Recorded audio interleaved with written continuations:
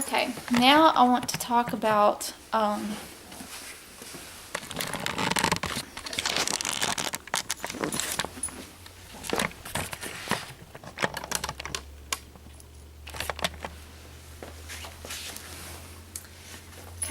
I want to talk about Genesis chapter 1 verse 29 is actually the verse. I said 26, but Genesis chapter 1 verse 26 is actually where it's talking about us having dominion over the animals and the earth.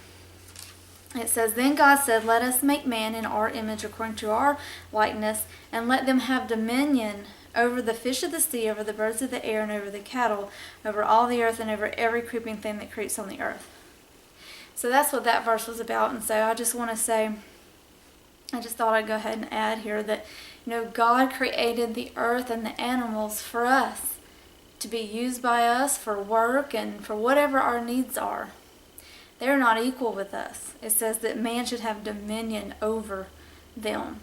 So they're not our equal. They are lower than human beings, and they are for us. They are for us to be used. Now, the verse I meant to have, and for us to take care of. We're supposed to take care of the earth, take care of the things that are entrusted to our care. We are stewards of it, but we also are not equal level. We are more valuable than animals. We are, they are to be used if need be for our survival, for whatever purpose we need it for. We are not supposed to abuse them. We're supposed to care for them and do things in the most ethical way that we can. But verse 29 is the one that I wanted to talk about. It says, "And God said," and this is the first time that God has, He's just created Adam and Eve, these human beings, His creation. And this is the first verse in the Bible, verse 29, that says what our food was. In the very beginning, the very first food, here's this newborn creation, just like newborn babies put in the garden, in a nursery. God had already prepared their food.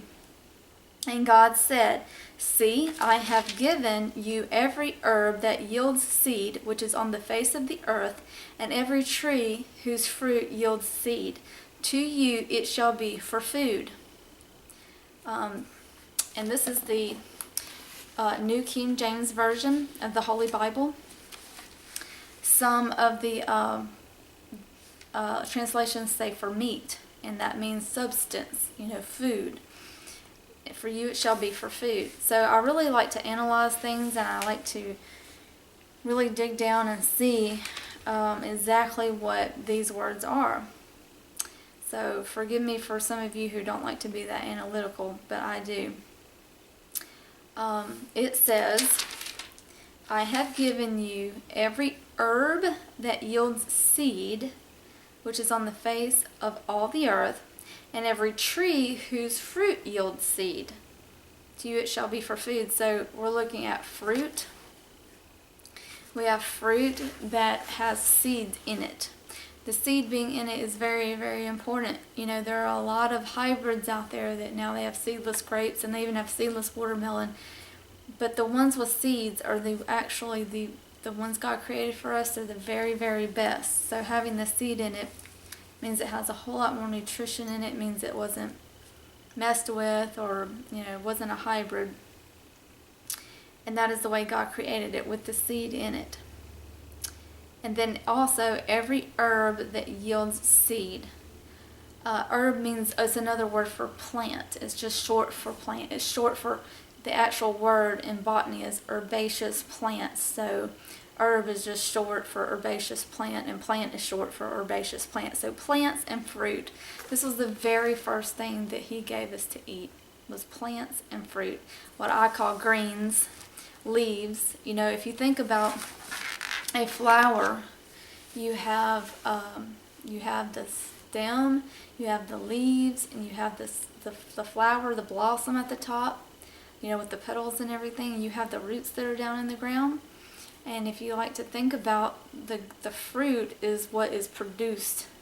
We say the fruit of our labor, the fruit of our loins. So fruit is what is put out, what is produced. It's the blossom. It's the flower. The flower is the fruit of that plant. The leaves are the greens, the plant part. And then, you have the roots, which are, your root vegetables. You have your carrots and potatoes and turnips and parsnips and beets. All these things are root vegetables. And so that's a part of the plant or the flower that is not talking about in verse 29. We're not talking about the root part. We're only talking about the fruit and the leaves. We're talking about the blossom and the green plant, the green leaves. So this is the first thing that he gave us to eat. Now later on, you see down in, it's chapter 3, after the fall. Then God cursed the earth, and he said that it would produce thorns and thistles. And so, hold on one second. Okay, so it's in chapter 3, verse 17. After they had sinned against God and ate of the tree that he told them not to eat of. Here's the curse in chapter 3, verse 17. It says, "Cursed is the ground for your sake. In toil you shall eat of it all the days of your life. Both thorns and thistles it shall bring forth for you, and you shall eat the herb of the field." So he added something. "In the sweat of your face you shall eat bread, till you return to the ground, for out of it which you were taken, for dust you are, and to dust you shall return."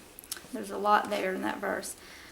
So the herb of the field, when you think of the herb of the field, now that they were going to have to work the ground, and they weren't just going to have stuff just there for them, just available where they could just go grab some fruit off a tree. I mean, we had this beautiful garden, and everything was just at our fingertips. I mean, we could just go grab a plant and eat the leaves. We could go grab some fruit off a tree. There was no, the only thing that Adam and Eve had to do was dress the garden.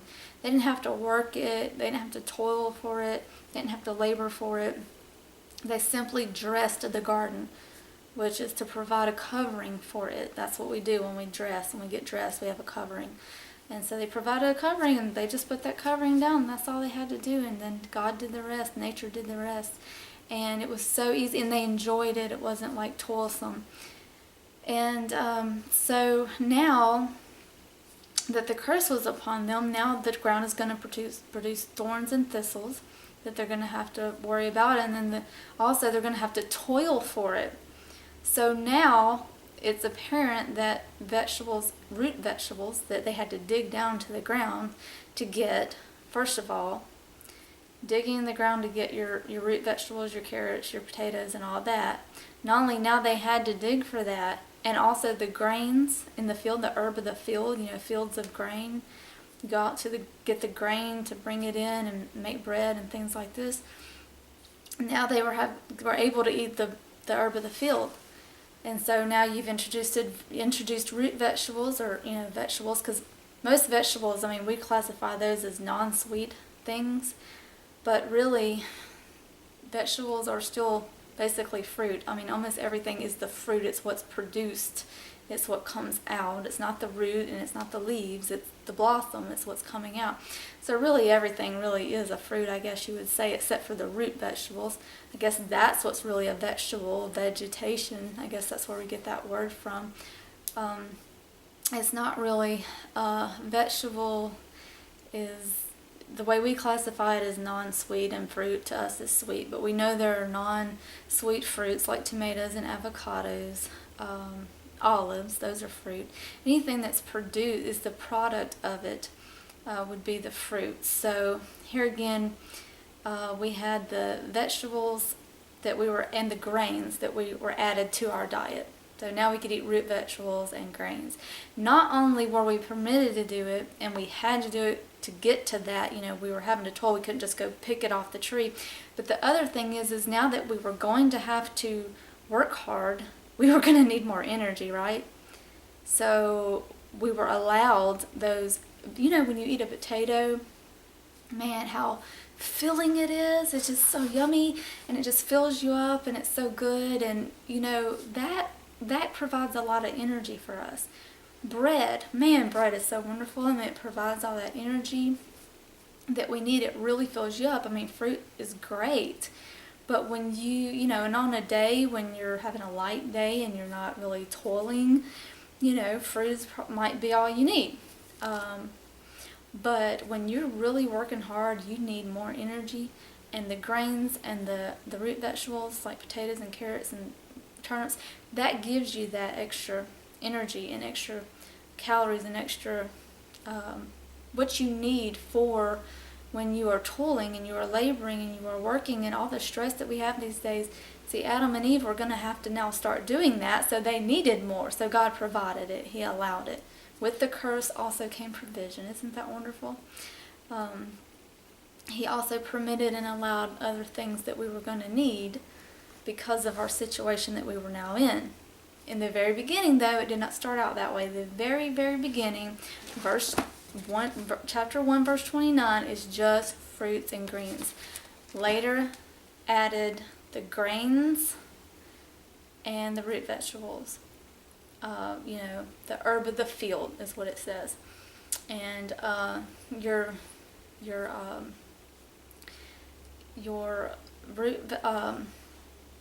grains are, you have wheat, you have corn, you have rice, you have millet, you have quinoa, you have buckwheat. Well, buckwheat's not really a grain, it's actually a fruit seed.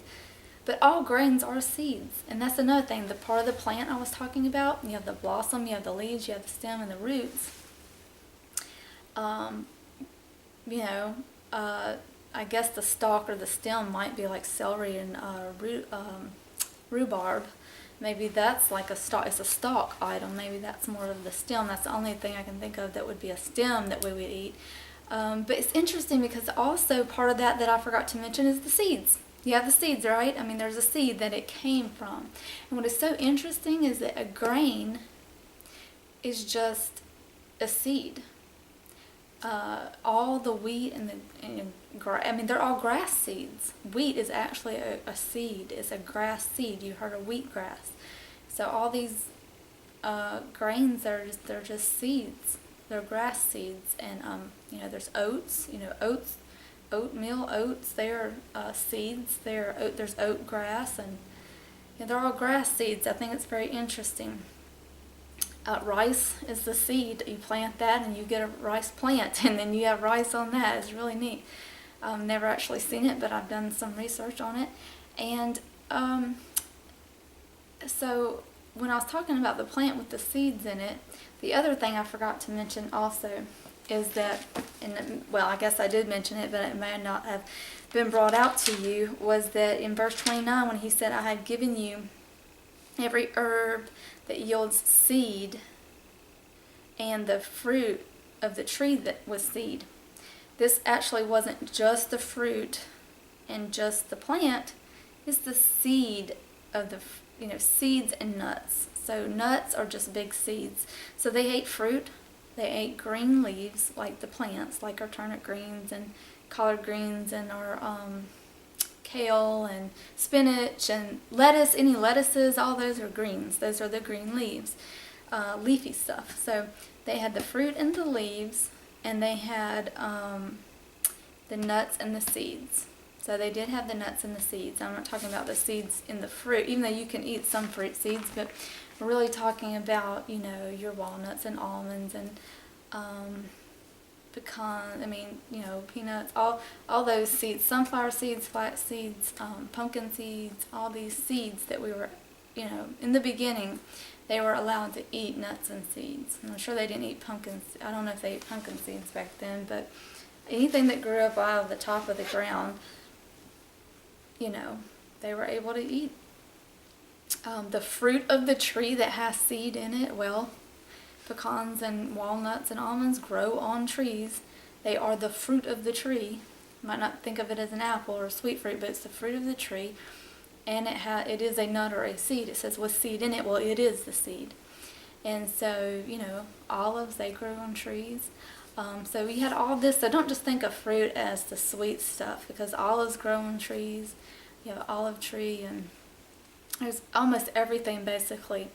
Beans are one of those classifications that are not really, we think of them as vegetables, and I guess they are vegetation, but they are legumes. They kind of have their own category between fruit and, really they're fruit, I guess, because they're the fruit of the plant. They're what comes out of it. But they're in little pods, and so I guess they're kind of like a leaf, but like a fruit. So they're kind of in between your root and your flower part. So they're interesting, and I love beans. They're like my very favorite thing. I love pinto beans, and chili's my favorite food. I love chili beans, kidney beans, and lentil beans, and lima beans. I just love, and beans and rice go so good together. So anyway, that makes a complete protein. So you want to talk about protein? Rice and beans, that's a complete protein. It's so good. And another thing about grains is grains help warm your body. So in the wintertime, it's good to eat more grains and warm stuff, warm, cooked food like soup and things like that. More broth, really brothy stuff. So I want to talk to you about the things that you can eat, or that the things that are better for you and the things that you shouldn't eat, some things to avoid and some things that you should. And all of it is starting from this Bible, this book right here. This is the book. Bible means book. It's the book. I'm going to put a little spiritual in here because it's just hard for me not to. This is what I'm going to talk about because this is who I am. If you don't believe this book, or you don't know God, or you don't want to know Him, or you don't believe this, listen anyway. Because I'm telling you, this book is not just one book. It's 66 books, and it's 66 letters that God wrote to us, love letters that He wrote to us to tell us. He did give us a manual. This is life manual. This is about everything from food to eat to sex to children. How you're supposed to raise them. It really is a basic manual. It is very, it's the basics that we need. Not saying it's simple to understand, but it's the basics that we need to know how to live our life. He did give us a manual on how to live our life. And God expounds on things. He's a great teacher. He tells us things over and over and over again. He just keeps saying the same thing over and over, and just in more detail. And that's how teachers do. And so this holy book, the Holy Bible, it was written by, I believe it was 40 different authors over a 1,500-year period, and it's 66 books. And so you have all these different authors from different times over 1,500 years. They all say the same thing. They don't contradict each other. And they all, it all has the same theme, the same idea, the same thoughts, as if it were one person that had written it all. And it was, because God inspired these men to write down the thoughts that came to them. And another thing, they were all different, from all different walks of life, all different occupations. Some were farmers, some were, wealthy, some were poor. It didn't matter their status, it didn't matter their occupation. Some were, fishermen, some were plumbers, or architects and carpenters and construction people. They were all different kind of people that God used, and so that's why I think this is a great. This is truth. If you want to know what truth is, that's the other thing. That's why I go to this for truth. I have read so many books, and it's great to, like I said earlier, reading other people's experience and gaining their knowledge. It's really good to be able to go ahead and just let someone else, we can't all learn everything. There's no way I could sit here and just learn everything. So to go to someone else who has went into that area and read everything they know about it and their experience, and I can go ahead and just read about it than having to go and experience all of that myself. We don't have time to do all that. So looking from other people's experience, I have read a lot of other people's books and experience, and you go to all these different, there's so many, when it comes to health and it comes to food and exercise and things that you should do, you see so many different opinions. There's so many opinions. Yeah, they're so opposite each other. Yeah, you should eat that. No, you shouldn't eat that. One person says, oh, you should exercise this way. The other person says, no, not that way at all. It's like, does anybody really know? I don't think anybody, And I think that the thing about it is first of all, the Bible is the truth. God made us. He knows how we're supposed to operate. If we just get to know Him and read His Word, we will know how we are supposed to, and through through action, not just be hearers of the Word, but doers, so that we can, through action, take our experience and this Bible together and learn from it and let God show us. So one of the things that I think is just very, very, it just, to me, is, when you hear everybody else's opinion, but if you want to know God's opinion, if you want to know the truth, the one that created you, we need to go to His Bible and His Word. His Word is truth, and so that's why I go to that. But I will say that all the people that I have read, I don't want to look at everybody else's opinion. I want to see what God has to say. Let's just go straight to the horse's mouth, the one that created us, and see what He has to say about it.